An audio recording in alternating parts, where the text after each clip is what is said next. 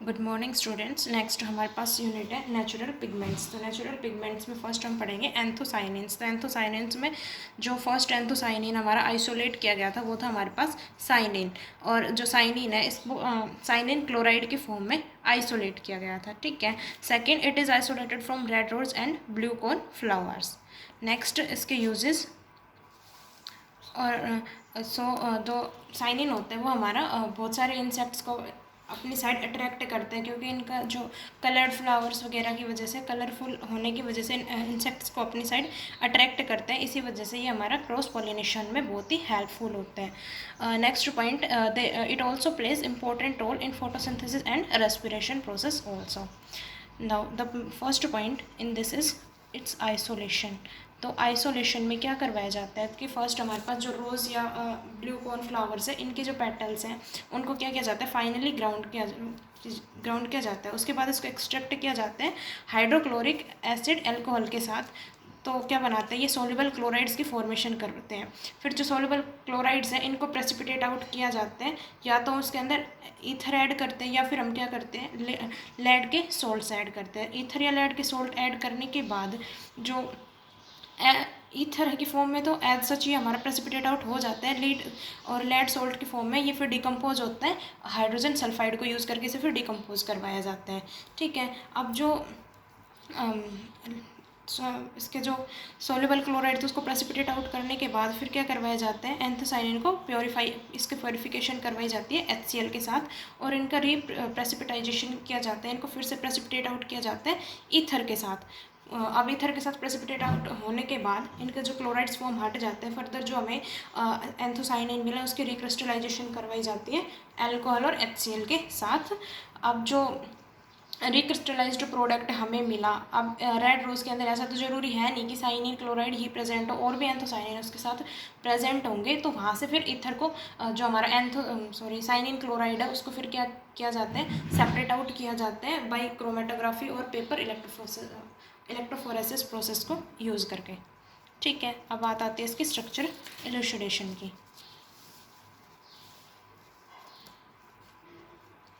Structure इलुसिडेशन में first step क्या है कि इसका जो केमिकल फार्मूला होता है, मोलिकुलर फार्मूला C27H31O16। ठीक है। तो ये होता है मोलिकुलर फार्मूला, मास स्पेक्ट्रोस्कोपी से हमें पता चल जाता है। उसके बाद तब हम इसकी रिएक्शन करवाते हैं HCl के साथ, हाइड्रोलिसिस करवाई हाइड्रोक्लोराइड एसिड के साथ। तो क्या मिला हमें, साइनिडिन क्लोराइड और 2 मोल्स ऑफ डी ग्लूकोज।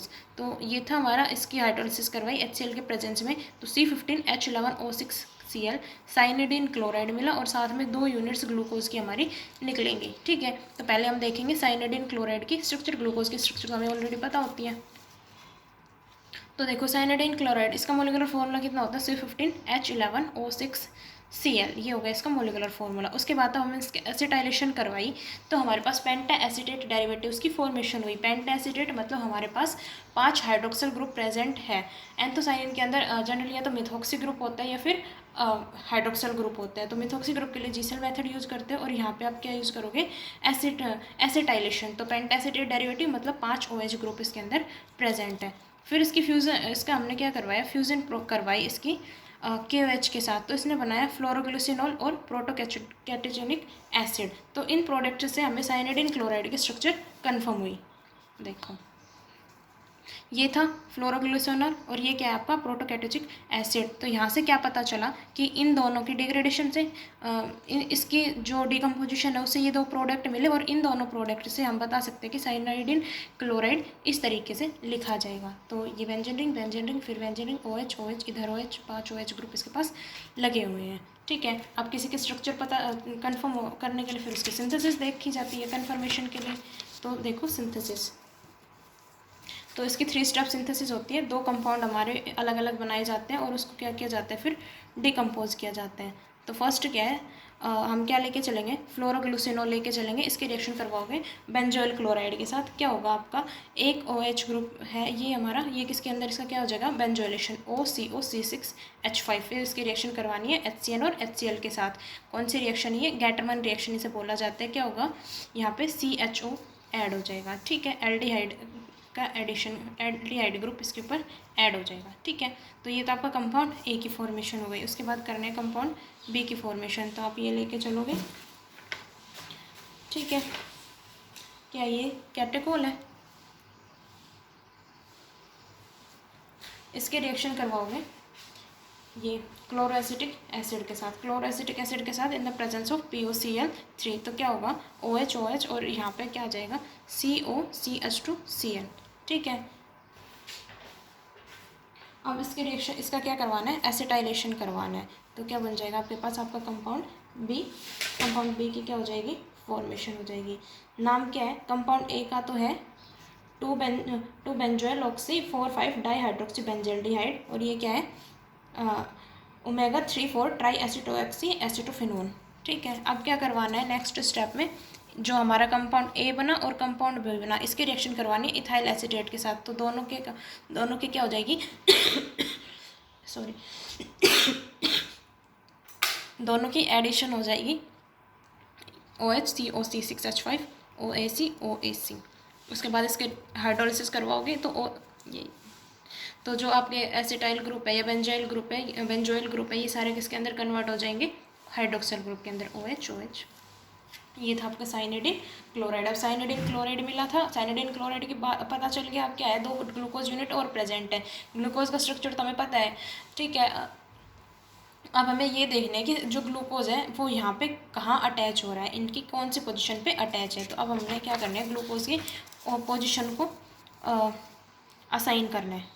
ठीक है, तो हम ये मेथड यूज़ करेंगे। फर्स्ट क्या था कि जो आपका साइनिन है उसको ट्रीट किया हमने हाइड्रोजन पेरोक्साइड 15% हाइड्रोजन पेरोक्साइड के साथ ट्रीट किया in the presence of acetic acid. तो हमें एक कंपाउंड मिला, सेकंड कंपाउंड, ये आपका कंपाउंड सेकंड। ठीक है, जिससे हमने क्या देखा कि एक ग्लूकोज यूनिट को ईजिली रिमूव किया जा सकता है। तो हम इसकी रिएक्शन करवाते हैं डाइल्यूट अमोनिया के साथ।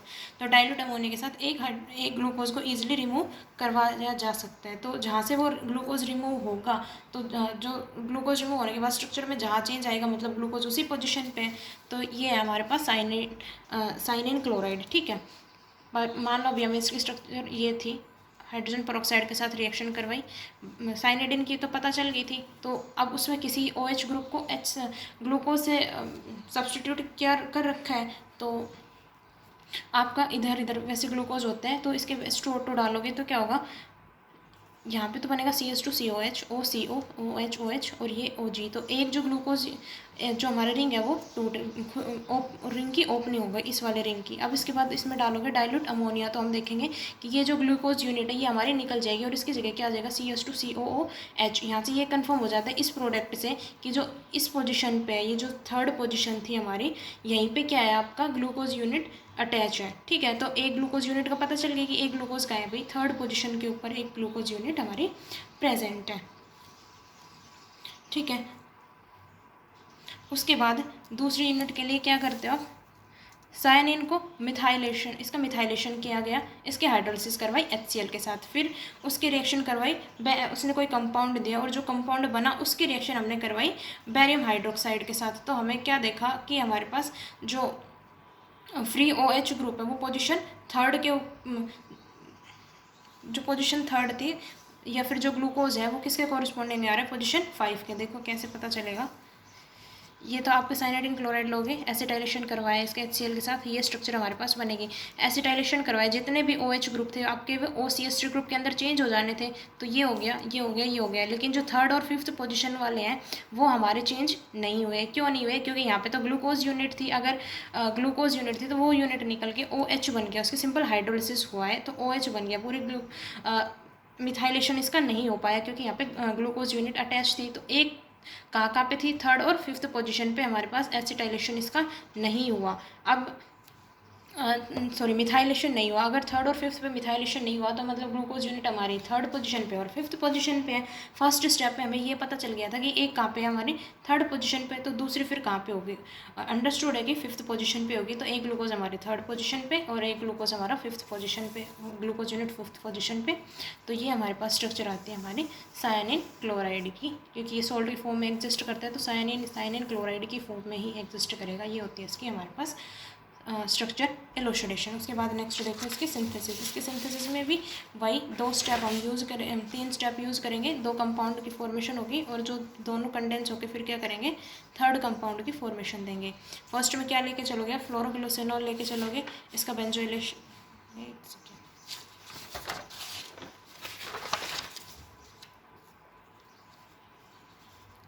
ये है आपके पास, ठीक है। फ्लोरोग्लिसरॉल ही लेके चलोगे, HCnHCl के साथ गेटरमान रिएक्शन करवाओगे, क्या होगा यहाँ पे CHO ग्रुप आपका इंट्रोड्यूस हो जाएगा, ठीक है। फिर इसकी रिएक्शन करवानी है अल्फा ब्रोमो टेट्राएसिटाइल ग्लूकोज के साथ। अल्फा ब्रोमो टेट्राएसिटाइल ग्लूकोज के साथ इसकी रिएक्शन करवाओगे तो ये वाला ग्रुप ब्रोमीन को छोड़ के जो बाकी टेट्राएसिटाइल ग्लूकोज ग्रुप लग गया वो इस